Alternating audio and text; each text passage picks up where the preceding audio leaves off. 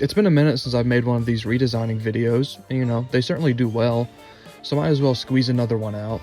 I feel like I've basically run out of ideas for full sets of characters that I actually want to redesign, so this video won't have much of a theme. I just figured it'd be fun to redesign some various Steel Wool era characters that I have issues with.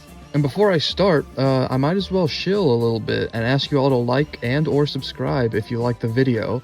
And if you want to financially support a broke and lazy college student like me, you could always commission me or something.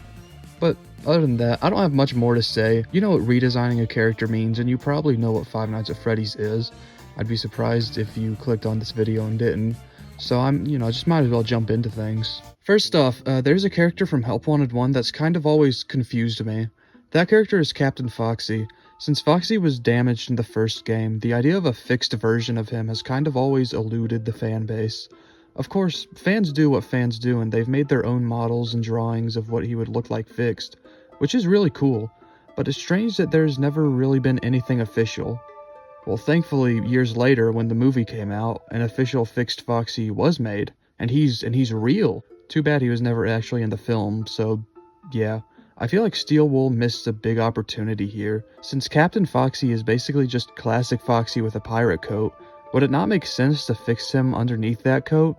Because logically, why does this in-order mascot still have the exposed leg and hand? So that's what I did for my redesign. And here it is. As you can see, it's basically just the original design, but fixed. However, I did do a couple things to change him up. For one, I don't really like the textures on the Help Wanted models. They look plasticky and unpolished. I feel like if this model was made today, they would probably use a better felt texture and maybe add some seams or wrinkles into it. I feel like it would be neat if the Help Wanted designs in general just had a higher level of detail like this. Lastly, I gave his coat the same segmented joints that basically all other animatronics in the series have.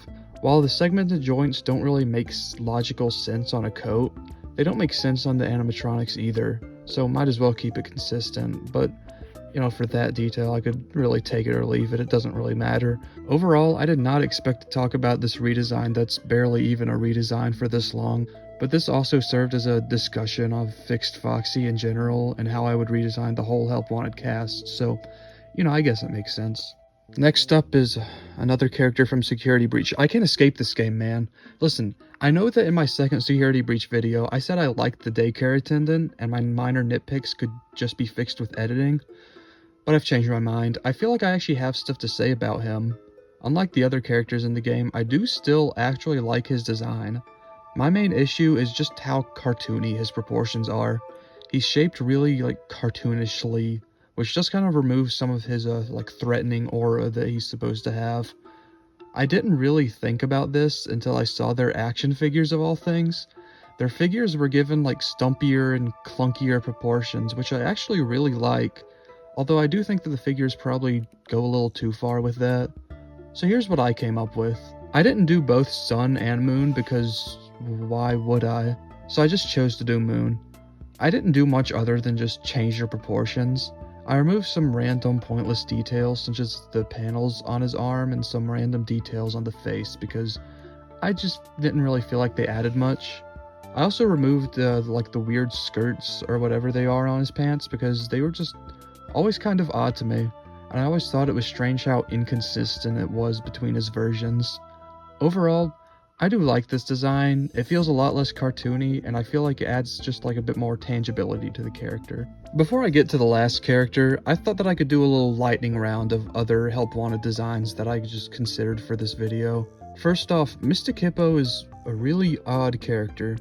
She uses Mr. Hippo as a base, which is strange because most other characters in the series have fully original proportions. She also has unfitting neon green eyeshadow, which is just weird looking, but I don't know.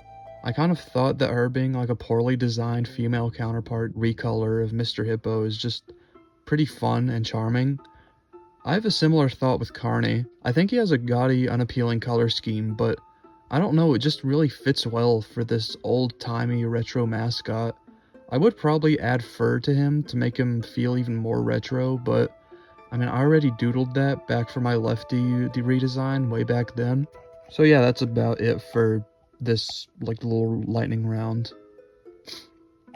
On to the next character. Lastly, we have an interesting character, as it's a character that doesn't even exist, strangely not a first for this series. Back when Help Wanted 2 came out, I was kind of under the impression that Glitchtrap wasn't going to be in it, since it seemed that he was fully destroyed in Security Breach, but and I guess I was wrong, as one of the endings involves you fully destroying Glitchtrap. I kind of find this plot point strange, however. It seems he was brought back just to kill him off again, even though it was already pretty widely thought that he was already dead. I do kind of wish, though, that he was given more of a role in the game. My idea was to at least give him a new design.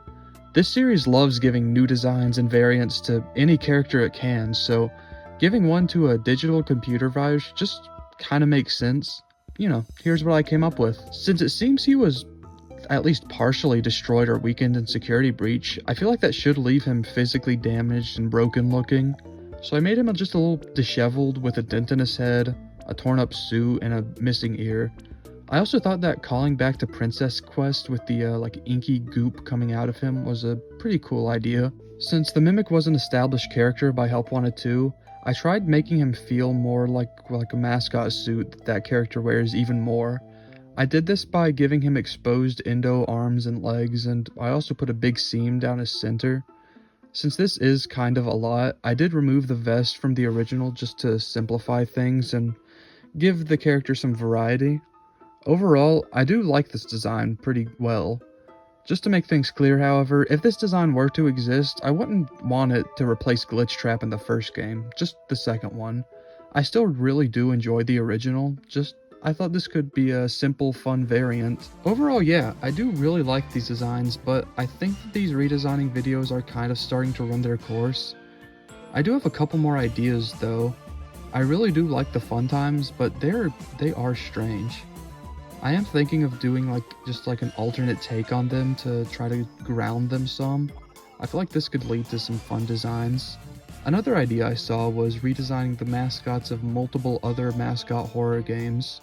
You know, from the genuinely great iconic designs, to the forgotten and obscure characters, to the whatever trendy kids game is on the menu this week. You know, I thought that would be cool to branch out from Five Nights at Freddy's a little bit. If that's anything you're interested in, just let me know in the comments. Did that engagement bait work? I sure hope it did. Yeah, well, that's it. Bye.